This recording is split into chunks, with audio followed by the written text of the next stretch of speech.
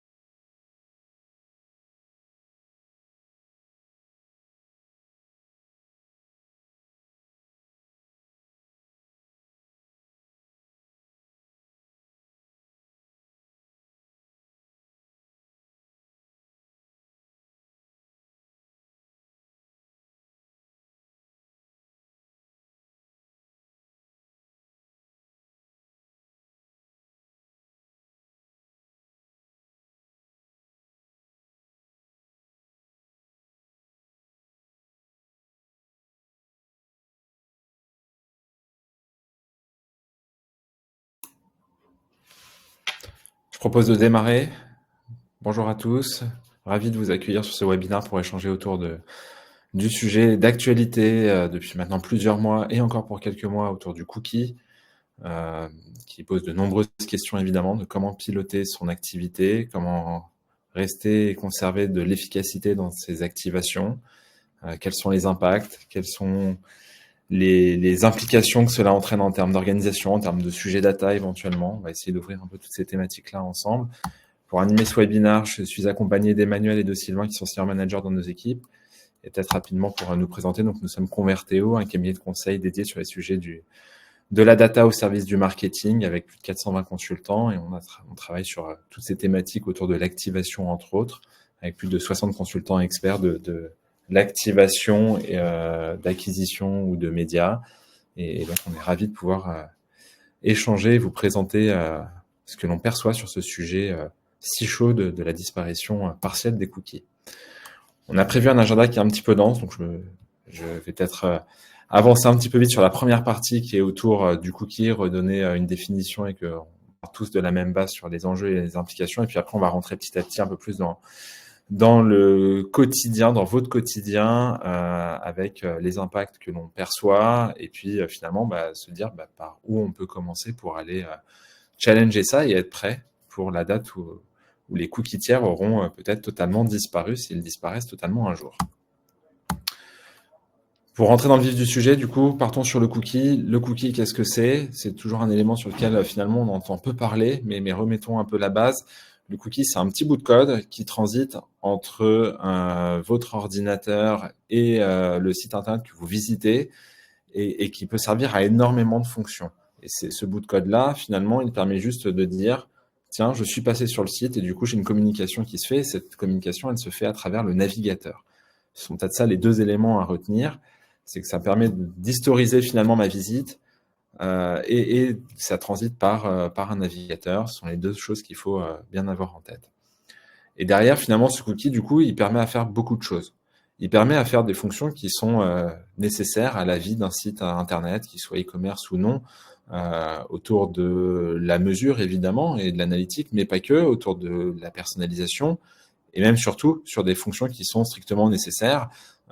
Lorsque vous vous connectez à un site et que vous êtes déjà logué, c'est grâce à un cookie. Lorsque vous vous reconnectez à un site après une deuxième ou troisième visite et que votre panier est pré-rempli, c'est grâce à un cookie. Donc ça permet de faire pas mal de choses qui sont des fonctions qui peuvent être vitales dans certains cas de figure du digital et du e-commerce. Mais ce cookie, il a été pas mal transformé et aujourd'hui, il sert bien plus que ça et il sert notamment beaucoup de sujets autour de l'acquisition et du média. Et donc, le challenge est de pouvoir détourer quel est cet impact-là et puis surtout, comment est-ce qu'on arrive éventuellement à avancer dans un monde où ce cookie pourrait disparaître. Donc, avec des sujets autour du ciblage et de la mesure qui sont fortement impactés. Peut-être pour rester dans les définitions, une deuxième définition qui est importante à avoir en tête, c'est la distinction entre différents cookies. Ici, on a l'impression qu'il y a deux cookies qui semblent être identiques, deux bouts de code qui ont été sortis suite à une visite sur un site. En réalité, les deux sont, dans le cas présent, assez différents, puisqu'on en a un qui est un first-party cookie, il y en a un autre qui est un third-party cookie. Grosse distinction qu'il faut avoir en tête entre les deux, c'est qu'il y en a un qui est posé par le domaine du site sur lequel je visite la page, alors que l'autre est déposé par un tiers. Un tiers qui ici, en l'occurrence, est une solution AdTech qui appartient à Google, qui s'appelle du coup la suite DoubleClick, qui s'appelait DoubleClick autrefois, mais dont les traceurs s'appellent toujours DoubleClick, et qui représente aujourd'hui les outils de la suite Google Marketing Platform. Ce cookie tiers, c'est celui-ci qui est amené à être chamboulé, sur lequel il y a déjà en fait des impacts, qui est assez importante. Premier impact, c'est que finalement, depuis 2018, voire même un tout petit peu avant, depuis 2017, certains navigateurs ont commencé à les bloquer de manière plus ou moins profonde.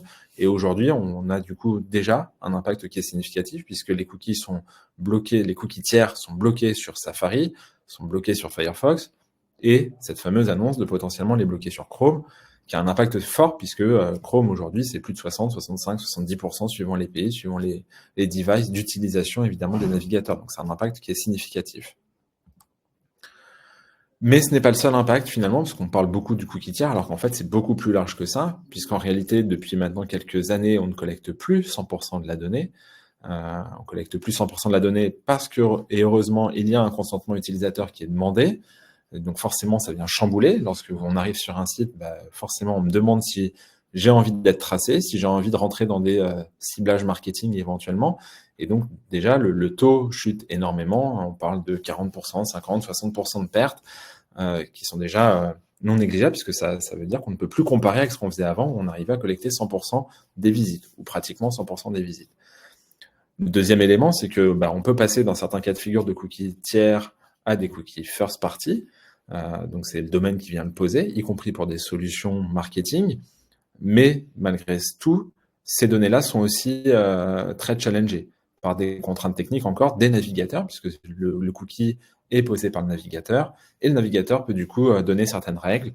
Les deux exemples les plus flagrants, évidemment, c'est Safari qui vient faire une purge à 7 jours et Firefox qui fait une purge à 30 jours des cookies first party. Ce qui veut dire que ça a un impact significatif sur le marketing. Si je reprends mon exemple de mon panier est enregistré sur ma visite, si je viens le jour 1 et que je reviens le jour 8, via un navigateur Safari, potentiellement mon panier est vide. Alors que si j'étais revenu le jour 7, mon panier était peut-être toujours rempli si je l'avais rempli préalablement.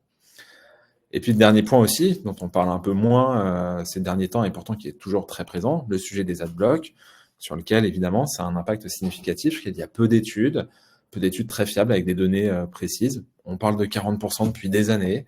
En réalité, c'est très variable suivant les devices, suivant les OS des devices, suivant l'âge de la population également. Mais c'est un impact aussi qui est présent. En tout cas, on ne collecte pas 100% de la donnée à cause des adblocks.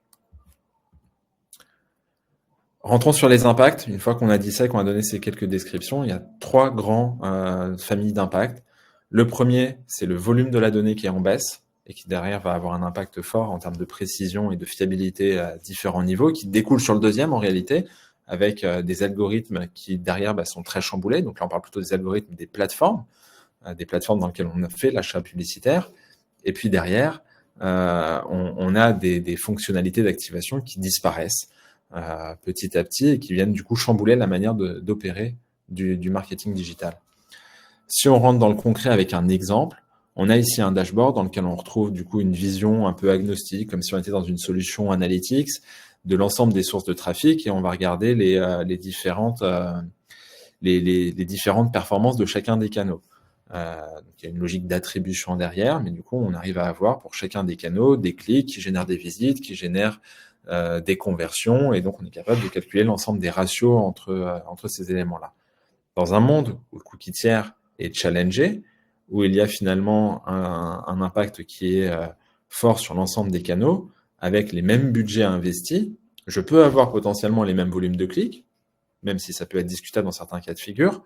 Par contre, forcément, si j'ai un consentement, si j'ai pas de cookie tiers, etc., si on reprend tout ce qu'on a vu avant, adblock, cookie tiers, cookie first aussi avec des purges, consentement, etc., potentiellement, j'ai des indicateurs qui sont bien moindres. Et donc ça, c'est ce que vous devez avoir maintenant dans tous vos dashboards, avec une incapacité de comparer évidemment ce qui se faisait avant et ce qui se fait depuis à minima la mise en place du consentement, avec à peu près tous les indicateurs qui sont chamboulés, de la visite à la conversion au ROAS, et pour certaines tactiques, des indicateurs en amont, côté publicitaire, qui peuvent être challengés. Je pense évidemment au display ou à la vidéo ou à du retargeting, qui peuvent avoir des indicateurs très perturbés. On rentrera un peu plus dans le détail plus tard.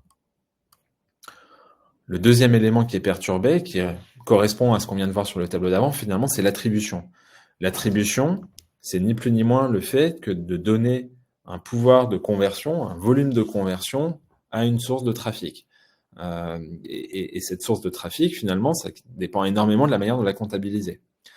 On a un petit exemple ici, où j'ai un individu qui surfe sur Internet, qui fait une requête sur un moteur de recherche, il clique sur la publicité, il visite une page, il sort, il est reciblé par une campagne de marketing automation, il revient un jour ultérieur, il fait son acte d'achat, et l'acte d'achat remonte dans un ERP, donc il y a bien une vente qui a eu lieu. Ici, potentiellement, selon les règles d'attribution, chacun peut s'attribuer une vente. Donc aujourd'hui, j'ai une vente finale à la fin, mais cette vente finale, je la retrouve potentiellement dans mon outil Analytics, qui a pu traquer et identifier que c'était bien 2 visites par un même utilisateur. J'ai Google Ads qui dit, moi j'ai participé à la vente et qui est capable de remonter le point. Et puis j'ai Adobe Campaign, donc l'outil de marketing automation, qui dit la même chose. J'ai vu la vente et du coup, je me l'attribue aussi. Ce qui veut dire déjà que j'ai potentiellement des discussions à avoir, puisque j'ai 2 outils de marketing qui disent j'ai participé à la vente. Alors qu'à la fin, j'ai une seule vente, j'ai pas 2 ventes. Lorsque je rentre sur une logique d'attribution dans un monde où j'ai de la purge de cookies, peu importe qu'on parle de cookie first ou cookie third dans ce cas présent, j'ai une purge de cookies qui arrive parce que j'ai un changement de temps, de temporalité. Et dans ce cas de figure-là, en fait, peut-être que si j'étais non pas au jour 6, d'ailleurs j'ai peut-être une erreur ici, mais plutôt au jour 8, sur l'acte d'achat, et ce qui se passe sur le même parcours, c'est que Google n'est pas capable d'identifier qu'il a fait la vente. Il n'a pas participé à la vente. Ce qui veut dire que derrière, lui, il n'a plus l'information. Cette information-là, il ne l'a plus ni dans sa colonne conversion, mais en plus de ça, du coup, il ne peut plus prendre de décision de pilotage au regard de ce volume de vente. Il a moins de ventes potentiellement dans l'interface, ce qui du coup peut être un problème dans certains cas de figure. Deuxième cas de figure, du coup, qui rejoint un peu celui-ci, c'est de se dire, puisque je n'aurai plus tout à fait la même chose, est-ce que je prends les bonnes décisions dans les plateformes d'achat? Et donc là, ici, l'illustration que l'on a décidé de prendre, c'est de se dire, finalement, j'ai 2 typologies d'utilisateurs, ils ont fait un acte d'achat suite à une publicité, sauf que l'acte d'achat n'est pas le même. J'ai un utilisateur qui vient et qui a un panier moyen à 50 € et qui, lui, il achète plutôt 3 fois par semaine. Donc là, une récurrence forte d'achat. On peut imaginer qu'on est dans le monde alimentaire, par exemple. Et à côté de ça, j'ai un autre utilisateur qui, lui, vient avec un panier qui est plutôt à 20 € et qui achète une fois par mois.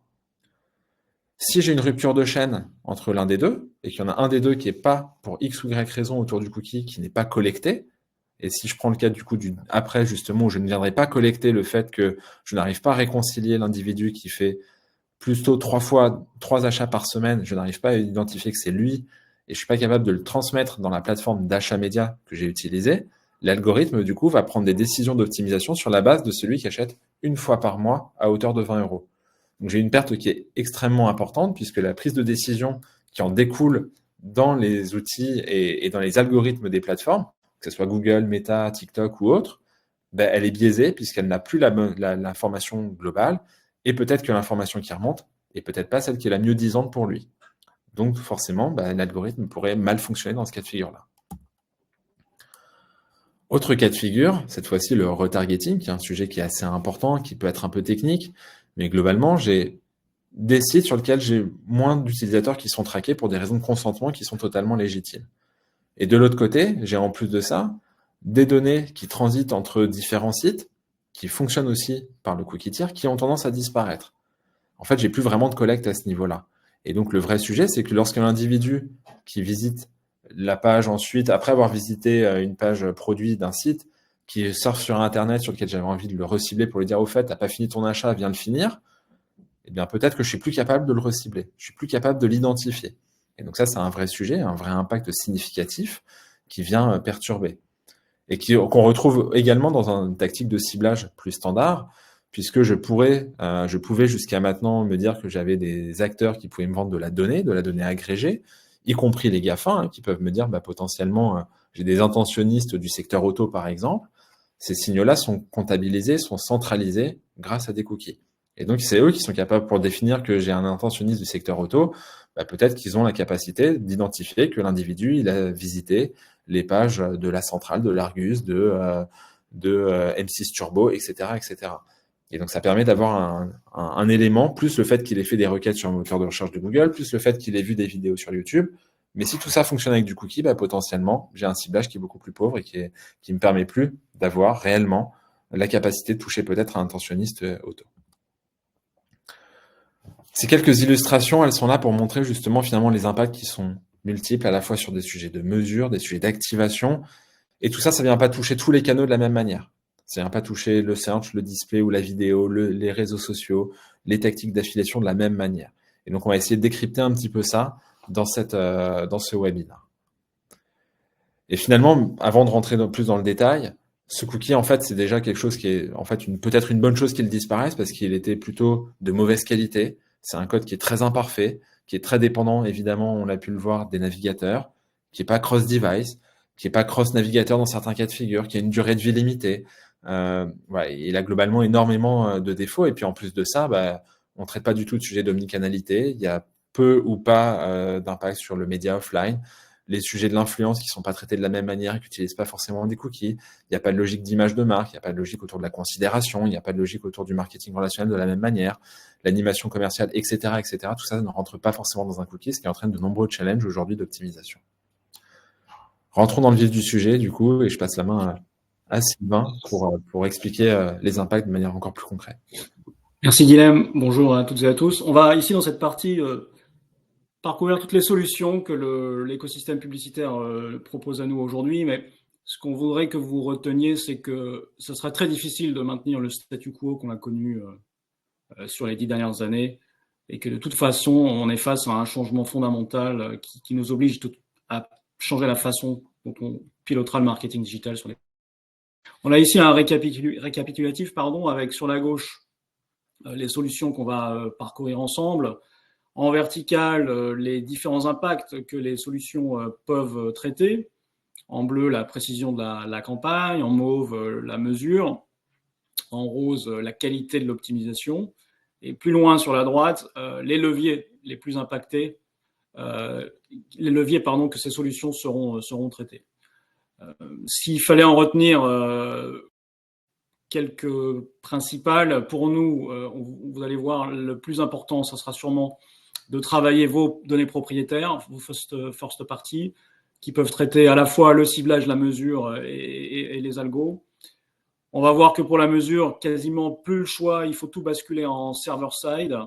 Et puis, on verra que le MMM, tout en bas, le Marketing Mix Modeling, et les Enhanced Conversion, le fait de rajouter de la donnée personnelle à nos conversions, sont des options aussi très critiques. Sans plus tarder, la first party, pourquoi est-ce qu'elle est importante? D'abord parce qu'elle est pérenne, sur de la donnée personnelle, nom, prénom, ce sont des données qui ne changent pas. Elle est exclusive, elle est rare, c'est ce qui va vous différencier de vos concurrents. Elle est vraiment stratégique.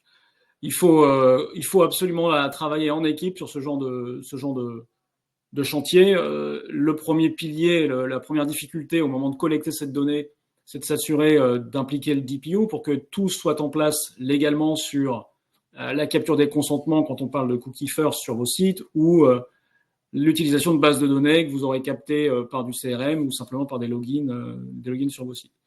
Il faut aussi travailler en collaboration avec des équipes data, puisqu'il faut avoir une plateforme, un réceptacle à ces données agile, capable d'être utilisé en publicité, capable de faire circuler la donnée dans l'écosystème de mesure ou d'activation, les régies.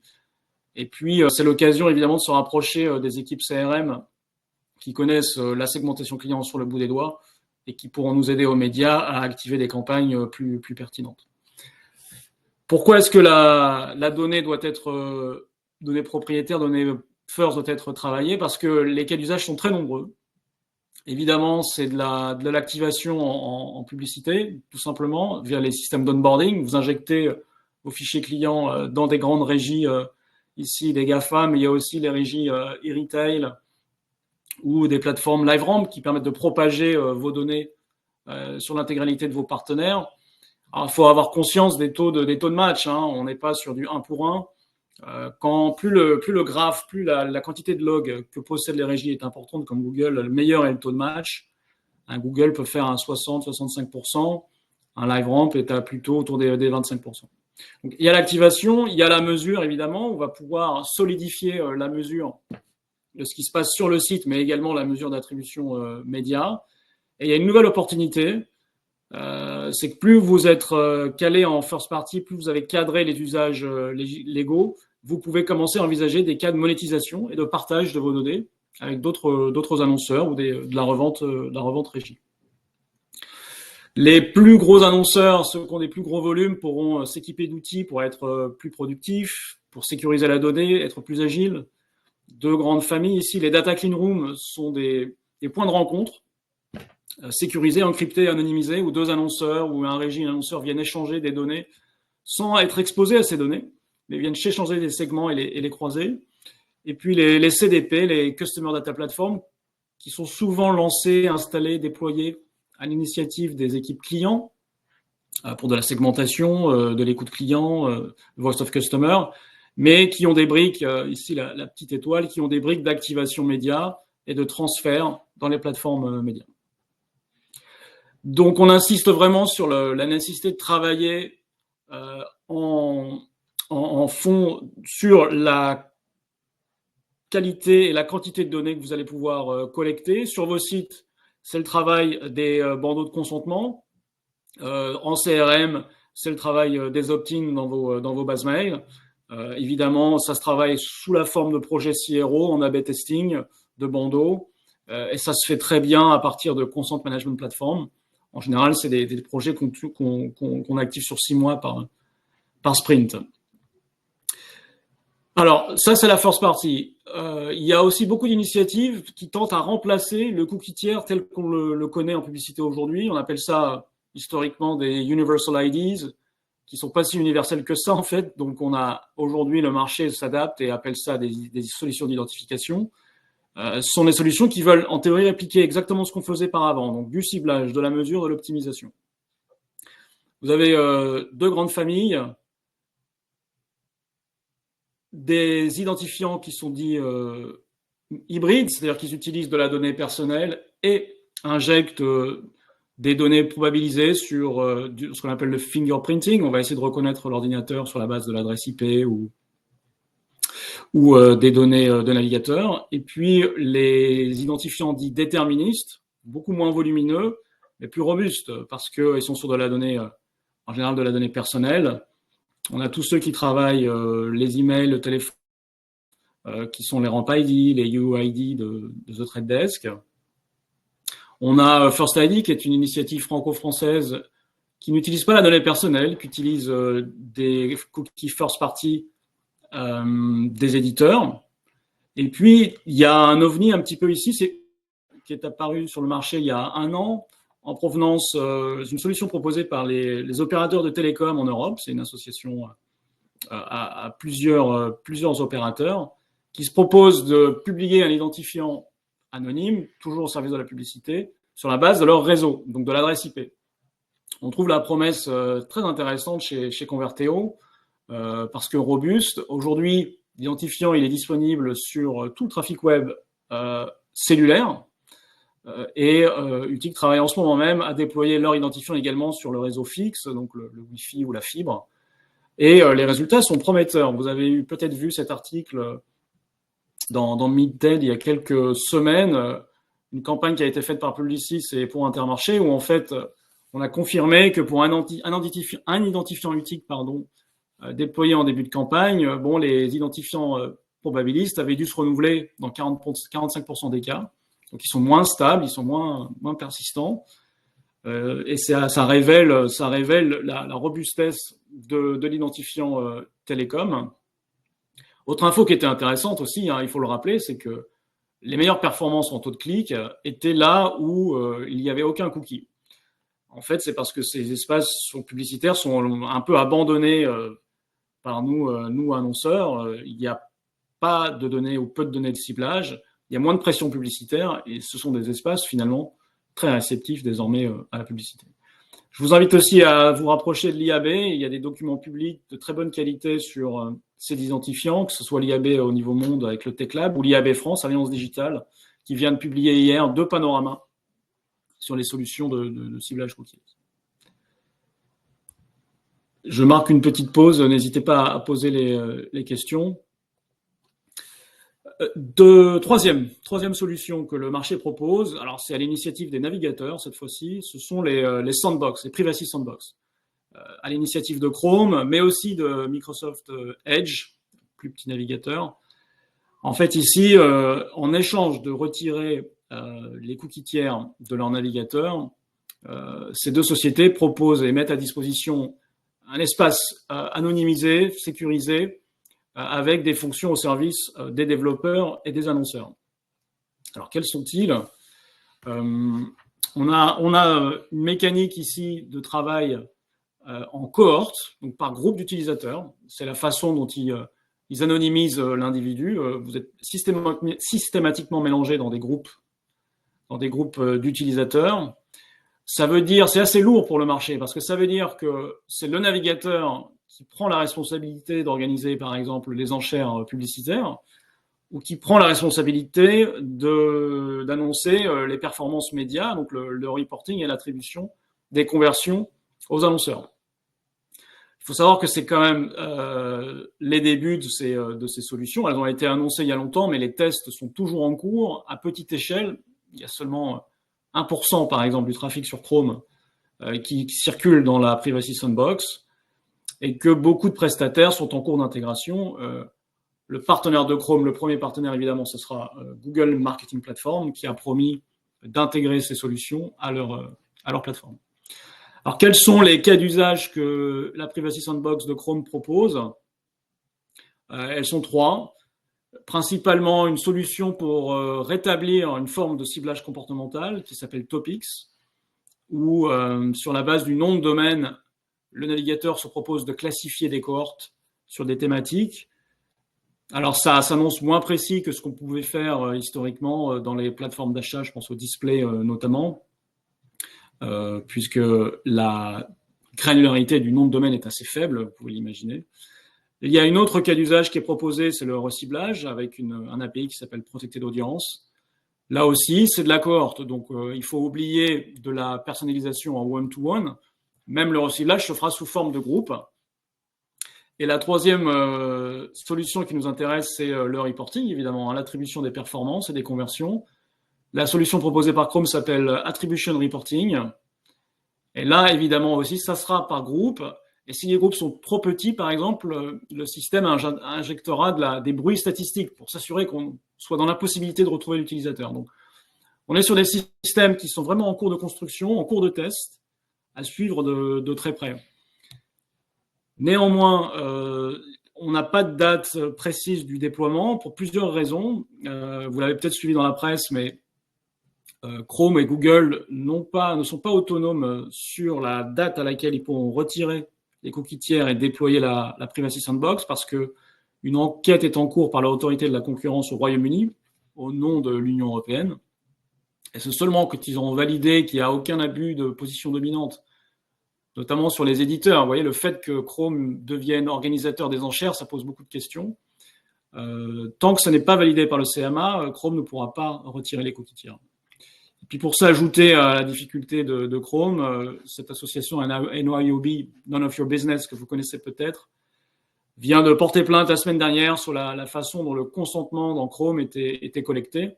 Donc vous voyez, beaucoup d'enjeux autour de ce changement important qu'il faudra suivre de près. Quatrième solution qu'il faudra maîtriser et déployer, elle fait partie des solutions prioritaires que j'ai énoncées au début, c'est la bascule de la mesure site-centric. Historiquement, vous le savez, la plupart de la mesure publicitaire se fait via des traceurs, des régies, de vos ad serveurs que vous posez sur le site. Et donc, l'information circule par le navigateur, par le biais de traceurs et de pixels. Néanmoins, on l'a dit, Guilhem l'a expliqué, les adblockers, les navigateurs refusent de plus en plus ces échanges de données et sont interceptés. Et donc, vous avez moins de données qui arrivent dans les plateformes. Le passage en server-side, ça veut dire tout simplement qu'on fait transiter ces informations en arrière-plan via un serveur dédié à l'échange de traceurs, d'équivalents de traceurs publicitaires. C'est quelque chose d'assez complexe à mettre en œuvre, mais qui vraiment fait partie des bases désormais du nouveau pilotage et du nouveau tracking. On parle bien donc de passer du front-end au back-end, de premier plan à l'arrière-plan. Il faut absolument déployer sur vos sites pour pérenniser la mesure site-centric, mais ad-centric également. Au-dessus du site-centric, vous avez une couche supplémentaire qui consiste à déployer des fonctions qu'on appelle Enhanced Conversion, par exemple chez Google. C'est-à-dire que vous associez à une conversion, s'il y a log évidemment, de la donnée personnelle que vous transmettez à vos partenaires. Et évidemment, plus vous donnez d'informations, plus ça leur permet de croiser avec leur propre base de données et donc d'enrichir la qualité du suivi. Et ça vous permet d'augmenter le nombre de conversions que vous avez dans vos plateformes et d'avoir une meilleure réalité de l'efficacité de vos campagnes. Vous voyez les logos, il y a quand même pléthore aujourd'hui de régies et de TMS qui proposent ces solutions. Troisième possibilité qui s'ouvre dans l'amélioration de la mesure sans cookies, c'est une fonctionnalité là très Google, proposée par Google Tag Manager, c'est le Consent Mode. C'est un outil que vous pouvez activer directement dans votre plateforme. En fait, vous autorisez à Google à utiliser de la statistique, de la probabilité, pour estimer le nombre de conversions que votre trafic sans consentement a fait. Donc, vous leur envoyez un tout petit signal sans aucune ID, sans aucune donnée personnelle, pour leur dire qu'il y a eu une conversion qui s'est faite sur un utilisateur qui n'a pas consenti. Et Google, avec évidemment sa puissance de calcul et ce que Google connaît de votre site avec consentement, pourra estimer des conversions et les ajouter à vos rapports. Ça peut apporter, c'est conséquent, hein, il y a deux techniques de consent mode. Selon la modalité que vous utilisez, la modalité la plus avancée peut rajouter une trentaine de points, trentaine de pourcents de conversion en plus dans vos rapports et vous donnera une meilleure idée de ce qui se passe réellement dans vos campagnes. Dernier point en termes de solutions pour répondre à tous ces impacts, on pense qu'en fait, il est carrément possible de monter d'un cran et de profiter de tous ces changements pour changer de stratégie de pilotage et de faire évoluer les indicateurs de pilotage du marketing digital. Donc, on parle bien ici de mesures et même un petit peu d'optimisation, mais on pense que c'est l'occasion, par exemple, pour les campagnes qui sont on-funnel, de s'éloigner de nos KPI classiques, de coût à la vidéo complétée, coût à la visibilité, et d'aller directement travailler des indicateurs plus business, que sont la notoriété, la considération, l'intention d'achat. On peut se dire la notoriété, on est loin du business, mais néanmoins, il est largement prouvé qu'une marque forte, une marque connue, générera du business sur du très long terme. Et on peut vraiment aller travailler ces indicateurs de plus en plus finement, hein, puisque vous pouvez apporter des algorithmes tiers, externes à YouTube par exemple, pour travailler la performance de vos campagnes à l'aune de ce KPI, de façon quasi temps réel. C'est-à-dire que vous pouvez récupérer les données des brand lift surveys 3 fois par jour, je crois, et optimiser en fonction. Pour le pilotage à la performance, là aussi, on peut essayer de s'échapper du CPA sur site, qui, on l'a bien vu, aura des difficultés à représenter la réalité, et travailler sur des géolifts, par exemple, ou des roadmaps d'A/B testing continu pour aller travailler la notion d'incrément. Effacer une zone sans médias, observer une zone similaire et s'apercevoir de la réalité de l'incrément de business en termes de chiffre d'affaires. que ce soit online ou offline d'ailleurs, ce sont des tests qui prévalent pour l'ensemble de vos parcours clients. Une dernière approche qu'on recommande de plus en plus chez Converteo, c'est le marketing mix modeling. Parce c'est un peu la mesure la plus globale et la plus holistique que vous avez à votre disposition. Ça s'est beaucoup démocratisé, c'était historiquement réservé à des annonceurs importants, avec des gros budgets, mais ça se démocratise, ça s'automatise et les coûts baissent. Par définition, il n'y a aucun biais de mesure site-centric ou ad-centric, des problèmes d'attribution, tout ça. On n'en est pas impacté puisqu'on est sur des modélisations statistiques qui prennent toutes les données en compte. On est donc sur une vision exhaustive. Il y a tous les canaux médias qui peuvent être intégrés à ces analyses. On se moque des enjeux de cookieless ou privacy, peu importe ce qui sera décidé. Un chiffre d'affaires sera toujours un chiffre d'affaires. Une quantité d'impression sera toujours une quantité d'impression.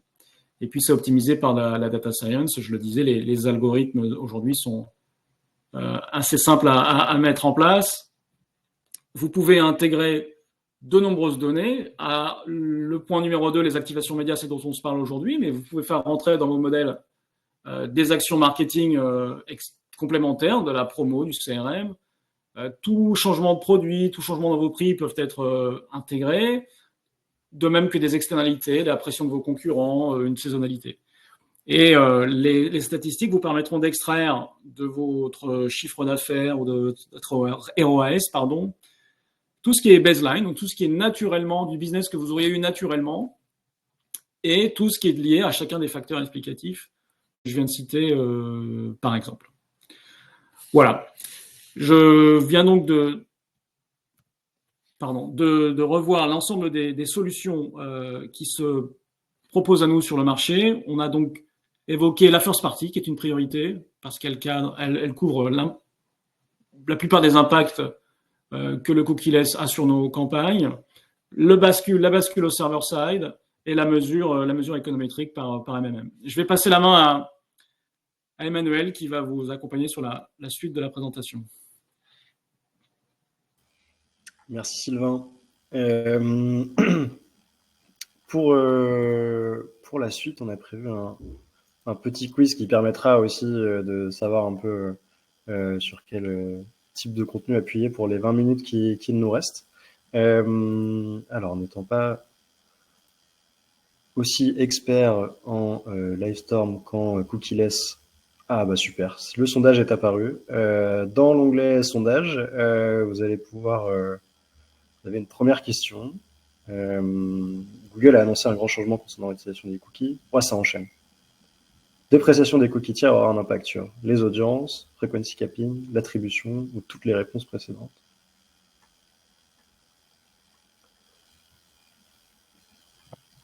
Il faut dérouler en fait, les questions s'additionnent. Voilà. Ouais, c'est ça. Et donc il y a 5 questions. Prenez votre temps pour y répondre.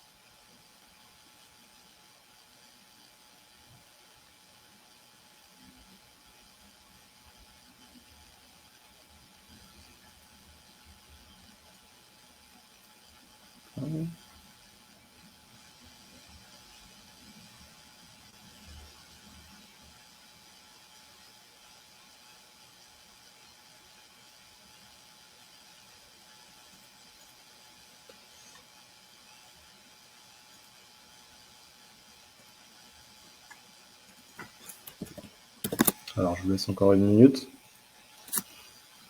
On regarde les réponses. Tac.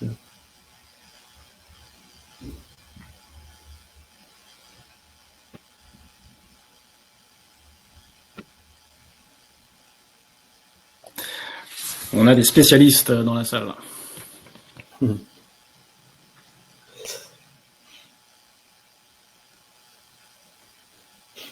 Alors, donc la première question, c'était Google a annoncé un grand changement concernant l'utilisation des cookies. Quel est-il? Donc la disparition des cookies tiers en 2025, désactiver l'usage des cookies tiers par défaut en 2025. Donc la réponse, alors moi j'ai mis les cookies tiers disparaîtront en 2025, mais c'est vrai que c'est c'est comment dire, on joue un peu sur les mots. Google va en effet qu'est-ce qu'ils ont communiqué qu'ils arrêteront d'utiliser les cookies tiers en 2025, ce qui indique donc leur disparition. Ceci étant, Google a déjà fait des annonces qu'ils ont dû décaler de par des législations qui les ont empêchés déjà de supprimer les cookies tiers en 2024. Donc, pour l'instant, la bonne réponse c'est les cookies tiers disparaîtront en 2025. Peut-être que si on refait ce webinaire à la fin de l'année, 2025 deviendra 2026. On n'a pas encore de confirmation là-dessus. Ensuite, sur la dépréciation des cookies tiers, la réponse était toutes les réponses précédentes. Ça a un impact sur le ciblage, le frequency capping, l'attribution de multitouch. Sur les Universal ID, alors là, je suis bluffé par le nombre de bonnes réponses. Donc en effet, c'est un identifiant publicitaire construit à partir d'un login utilisateur, de données probabilistes ou d'identifiants telco pour remplacer les cookies tiers. Donc, bien suivi cette partie. Pour finir sur le server-side, c'est bien une solution de contournement à l'échange de traceurs par pixel sur site. Tac, tac, tac. Et enfin, sur la Privacy Sandbox, alors en effet, il y a 16 fonctionnalités. Les 16 fonctionnalités dont on parle le plus pour l'instant, c'est Protected Audience, Attribution Reporting et Topics. Sachant que, bon, évidemment, la Privacy Sandbox aujourd'hui est aussi régulièrement challengée par sa... Il y a certains doutes sur sa capacité à couvrir tous les cas d'usage liés à l'achat média, au ciblage, au reporting, etc. Donc peut-être que d'autres fonctionnalités vont émerger d'ici à la fin de l'année et à son utilisation à l'échelle en 2025. Mais pour l'instant, en tout cas, ce qu'on retient, ce sont bien ces trois-là. Merci d'avoir répondu. Alors, pour finir, on a deux parties en rebond à ce que vient de vous présenter Sylvain, essayer de vous aider à trouver comment se lancer pour sortir gagnant de l'ère cookieless. Je vais essayer d'aller assez vite pour qu'on ait un moment d'échange à la fin. Le premier message, déjà, c'est que en fonction des leviers dont vous dépendez pour votre achat média, pour votre performance digitale, les impacts ne seront pas les mêmes. Je vois mettre en avant une grosse différence, c'est par exemple la colonne display et VOL qui a de forts impacts sur des sujets d'activation comparé au social qui est beaucoup moins impacté dans la partie activation. La réponse est assez simple. Sur le social, on est dans des environnements logués, donc on utilise des identifiants CRM pour construire des ciblages et pas des cookies tiers, alors que sur le display, on utilise des cookies tiers, donc l'impact varie beaucoup. Donc déjà, en fonction de ce que vous activez, vous n'aurez pas les mêmes impacts et donc vous n'aurez pas à vous lancer sur les mêmes solutions. Une autre manière de visualiser ce constat, on a mis à gauche des exemples de répartition budgétaire qu'on peut trouver chez nos clients et à droite ce que ça donnait en chantier prioritaire. Donc si par exemple vous avez un mix média comme celui en haut à gauche qui est très dominé par du SIA et du social avec un tout petit peu de display, vos problématiques sont essentiellement autour de la mesure, autour de l'optimisation. Et donc, on va aller sur des sujets comme le server-side, comme le partage de 1P à des fins de mesure, donc Enhanced Conversion, Advanced Matching. Et ça va surtout être sur ces enjeux que vous aurez le plus de gains de performance. À l'inverse, si vous avez un mix média qui est très display, comme on l'a en bas à gauche, la problématique ici va plutôt être sur des logiques autour du ciblage, toujours un peu quand même d'optimisation et de mesure, mais beaucoup de ciblage. Et donc ici, en plus de sujets comme le server-side ou le partage de PIA à des fins de mesure, il y aura l'activation de sa base de données CRM à des fins de ciblage et le test d'outils comme les sandbox ou comme les Universal ID pour être capable de retrouver les capacités de ciblage que vous avez aujourd'hui grâce aux cookies tiers. Donc déjà, le premier point, à partir de votre dépendance, de votre mix média, vous êtes en mesure de prioriser les les chantiers à lancer. Peut-être dans les slides suivantes, on a essayé de mettre en commun ce qui était valable pour tout le monde. La première chose valable pour tout le monde, c'est le test. Aujourd'hui, toutes les solutions qui sont mises à disposition des plateformes sont des solutions nouvelles ou qui évoluent beaucoup. Dans le chat, on a parlé par exemple Tenants Conversion for Leads, qui permet de faire de l'import de vente offline à partir d'une adresse email sur Google Ads. C'est une fonctionnalité qui est nouvelle et comme toute fonctionnalité nouvelle, elle mérite d'être testée. Donc, la première démarche à intégrer dans sa réflexion cookie-less, c'est de se faire des hypothèses, de se lister des solutions et d'avoir un plan de test par plateforme pour comprendre réellement, avant de passer à l'échelle, quelles sont les solutions qui vous génèrent le plus de performance. Il y a un exemple en italique ici. Une des hypothèses que tout le monde partage, c'est qu'est-ce qui se passe si j'active ma base de données CRM? Est-ce que j'ai un meilleur ROAS sur mes campagnes? Le test qu'on peut lancer ensuite, c'est se dire sur Google Ads, est-ce que si j'intègre des cibles Customer Match dans des campagnes d'Imagen, est-ce que j'ai des meilleures performances que des cibles seconde ou third party? Et en fonction des résultats, on va être capable de dire, OK, c'est hyper important que j'ai des audiences CRM dans Google Ads, donc je vais automatiser un envoi journalier, hebdomadaire, mensuel de ma base de données dans Google Ads pour améliorer mon ciblage. Donc on a vraiment cette logique, je fais des hypothèses, je teste sur une campagne et ensuite j'industrialise. Et cette logique, et donc si on... En plus de cette logique, si on va plutôt sur du concret, donc les projets sur lesquels nos clients investissent, concrètement, il y a trois choses qui sont, on va dire, des no-brainers, c'est-à-dire, peu importe votre mix média, vous allez devoir passer par là à un moment. Donc, si vous avez du mal à trancher, à décider sur quel projet vous lancez, vous n'avez pas envie de faire un cadrage, de prendre du temps, etc., vous pouvez partir sur ces projets. Le partage de PII, que ça soit à des fins de ciblage ou de mesure auprès des plateformes d'achat média. C'est les gains en termes de ciblage sur du ROAS. On l'a vu chez certains clients, on peut gagner, on peut faire fois 1,5 jusqu'à fois 3 sur certaines campagnes sur le revenu.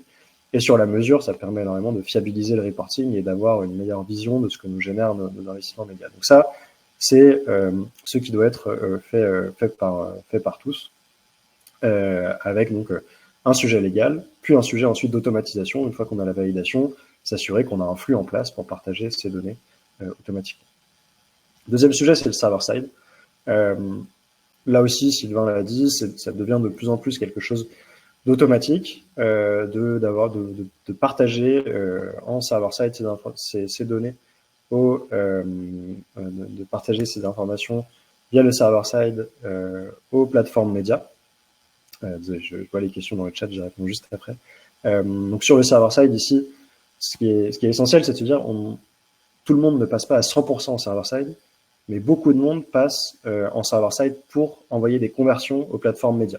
Ce sont des chantiers qui ne sont pas des chantiers lourds et qui permettent là aussi de bien fiabiliser son reporting et de bien fiabiliser son pilotage dans les plateformes médias. Donc c'est pour ça qu'on a énormément de clients qui migrent vers le server-side pour le média et pas forcément pour l'analytics, qui représente un chantier un peu plus lourd.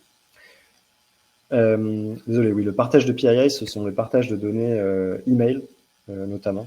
Donc les données email, téléphone, adresse. C'est pour ça qu'il y a un besoin notamment d'une validation légale, parce que ce sont des données pour lesquelles on n'a pas toujours un consentement 100% explicite. Et donc il faut voir avec son DPO si le consentement qu'on collecte actuellement est le bon, ou alors s'il faut faire évoluer pour pouvoir utiliser ces informations. Et enfin, le dernier sujet, j'en ai déjà parlé juste avant, faire du test, avoir une roadmap de test et tester, c'est devenu essentiel pour prendre des décisions parce que le test and learn, il y a tellement de biais dans nos rapports de campagne que c'est difficile à la fin de comprendre ce qui a bien marché ou pas, alors qu'avec du test, on peut gommer les biais ou en tout cas les comprendre et améliorer notre prise de décision. Avec tout ça, par contre, il y a encore des questions sur lesquelles on n'a pas de réponse. Et ça va avec le test, il y a plein de questions qui nécessitent d'échanger entre experts, d'échanger avec vos agences, d'échanger avec vos partenaires data, pour créer des tests et avancer vers un média planning cookie-less. On pense qu'en 2025, on n'achètera pas le média de la même manière. Enfin, autrement dit, on n'achètera pas le média de la même manière, mais on ne sait pas exactement comment on achètera du média. Est-ce qu'on fera plus ou moins de ciblage? Est-ce qu'on fera plus ou moins de ciblage? Et là-dedans, quid du ciblage à partir d'adresse mail? Est-ce que ça deviendra quelque chose d'essentiel? Ou est-ce qu'on pourra s'en passer? Quid du retargeting? Avec la fin des cookies tiers, on l'a vu en intro, le retargeting est très très très mis à mal. Donc Est-ce qu'on va continuer d'en faire, même si c'est sur un plus petit périmètre? Ou alors est-ce qu'on va simplement s'en passer et rebalancer des budgets retargeting vers d'autres leviers, d'autres modes d'achat?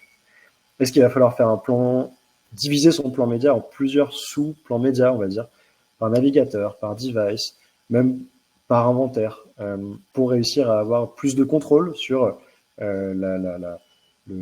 sur nos coûts, sur nos audiences, sur notre reach. Ensuite, voilà, faut-il augmenter mes deals versus l'open? Est-ce qu'on va continuer à faire de l'open exchange sans cookie tiers? Comment est-ce qu'on va réussir à garder en pertinence, en efficacité, en contrôle, sans cookie tiers? Comment est-ce qu'on s'outille pour faire de l'open exchange en 2025? Est-ce que la Privacy Sandbox et toutes les autres sandbox seront aux attentes? Donc, toutes ces questions, malheureusement, aujourd'hui, c'est difficile d'y répondre. Il y a plein d'articles sur le sujet, il y a plein d'idées de tests, mais il faut se lancer, il faut essayer pour réussir à trouver. Et encore une fois, avec son agence, avec ses partenaires, la bonne manière d'acheter du média dès maintenant pour être prêt en 2025 quand les cookies tiers auront disparu. Au-delà de ça, on a vu les basiques, on a vu la question sur l'achat média. On peut se poser plein d'autres questions à partir de la fin du cookie-less. On pense que la fin des cookies tiers, les bannières de consentement, etc., tout ce qui va nous enlever de la donnée, ça nous force un peu à réfléchir sous contrainte, ce qui est aussi une bonne manière d'avoir des idées et de trouver des choses à faire. Est-ce que tout l'investissement que je mets pour envoyer ma donnée first party à Google Ads, à Meta, pour faire du ciblage, pour faire de la mesure, est-ce qu'en fait, je pourrais pas l'envoyer à d'autres partenaires et leur vendre pour les aider, pour monétiser cette information? Évidemment, toujours dans un cadre légal, validé avec le DPO. Est-ce que j'ai besoin d'ID alternatifs? Est-ce que ces identifiants universels, je peux les utiliser pour autre chose que du ciblage et de la mesure? Est-ce que l'acquisition de données first party doit devenir un objectif de campagne au même titre que la transaction, que le trafic sur mon site, si l'email devient un élément central de ma stratégie marketing? Donc tout ça, toutes ces questions, tout ce foisonnement nous fait dire que c'est vraiment, c'est un peu stressant. On voit des chiffres qui baissent, on perd un peu de contrôle. Mais à côté de ça, il y a énormément de pistes, énormément de solutions pour essayer d'aller plus loin dans notre manière d'acheter du média, de mesurer nos campagnes, d'optimiser nos campagnes. Et donc on trouve aussi ce contexte hyper intéressant pour faire grandir nos clients et aller plus loin sur l'achat média. En conclusion, et puis pour les 5 dernières minutes, j'ai vu qu'il y avait pas mal de questions, donc j'ai l'impression que j'ai vu des réponses de Guilhem et Sylvain, donc je pense qu'il y a pas mal de réponses à apporter, mais je vais quand même garder un peu de temps pour compléter. Je voulais finir sur 2 slides. La première, c'est se dire, bon, c'est quoi finalement notre vision cible en 2025 et après sur la mesure? On pense qu'il va y avoir vraiment 3 dynamiques complémentaires à mettre en place. Je vais partir du bas. La première, c'est fiabiliser day-to-day. Il faut que tout le monde ait un socle de mesures qui lui permette d'avoir la donnée la plus fiable possible dans ces plateformes d'achat média pour que les outils, pour que les algorithmes fonctionnent de manière pertinente et génèrent de la valeur pour l'entreprise. Et également pour que les cas d'usage d'activation puissent se faire. Il faut qu'on puisse cibler les bonnes audiences pour mener nos campagnes et qu'on ait un day-to-day solidifié, fiabilisé. Au-dessus de ça, pour améliorer notre day-to-day, il faut qu'on ait une roadmap de tests ambitieuse. Encore une fois, les tests vont devenir la principale source de prise de décision dans notre achat média. Donc, il faut qu'on fasse des tests, il faut qu'on puisse prendre des décisions pour aller ensuite améliorer notre day-to-day. Et donc, il faut avoir cette roadmap de tests ambitieuse, avec des tests fréquents pour générer de la valeur. Et au-dessus de ça, la modélisation qui va nous permettre d'apporter une vision globale qu'on aura du mal à avoir dans notre day-to-day. Il y aura toujours du trafic non consenti qu'on aura du mal à récupérer avec une modélisation qui sera difficile à faire au jour le jour. Les tests, c'est difficile de faire des tests sur plusieurs leviers. Souvent, on est monolevier. Donc, on a besoin d'une surcouche de modélisation, comme avec le MMM, qui nous permet d'avoir 100% de notre donnée sur 100% de nos leviers pour aller challenger la vision qu'on se construit au jour le jour et avec les tests. Donc, on est convaincu qu'une bonne stratégie de marketing digital en 2025 et même dès maintenant, c'est la combinaison de ces 3 approches. La complexité qu'on a avec ces 3 approches, et ça fait le lien avec la dernière slide, c'est que pour pouvoir faire ça, il faut de l'expertise et il faut du temps. Il faut du temps parce que rajouter du test en plus de l'opération des campagnes, c'est pas forcément extrêmement compliqué, mais ça nécessite du temps pour choisir les bons tests, pour les implémenter, pour les analyser. Et si on veut rajouter à ça en plus la brique MMM modélisation tout en haut, il faut rajouter en plus du temps un peu d'expertise technique. Pourquoi je dis que ça fait lien avec la dernière slide, c'est un peu pour conclure sur nous, Converteo, comment est-ce qu'on se positionne sur ce sujet et comment est-ce qu'on apporte de la valeur à nos clients. On voit qu'on arrive à améliorer la maturité de nos clients sur 3 axes. Le premier, c'est construire une roadmap ambitieuse.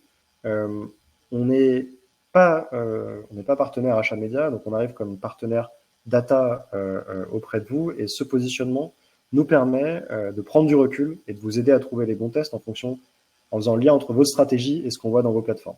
Donc déjà, ça nous permet, on va dire, de prendre du recul pour trouver les bons tests. On a des moyens data et techniques au service du média, donc toute la technicité qu'on a vue dans les slides précédentes, dans les solutions, on est capable de la mettre en place. Et on a un tiers de confiance capable de vous challenger, autant vous que votre agence, pour trouver les bonnes solutions.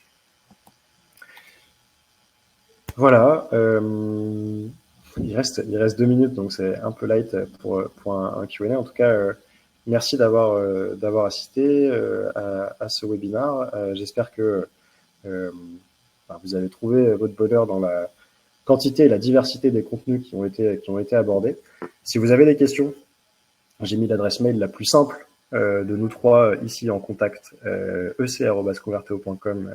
Sylvain, Guillaume et moi nous ferons un plaisir de répondre à vos questions. Et on a mis en dessous quelques références si jamais ça vous intéresse aussi, si vous voyez des logos qui vous font penser à votre day-to-day, n'hésitez pas à nous envoyer un mail pour qu'on puisse vous détailler un peu plus, vous donner un peu plus de détails sur ce qu'on a pu faire pour tel ou tel acteur et comment ça pourrait s'appliquer chez vous.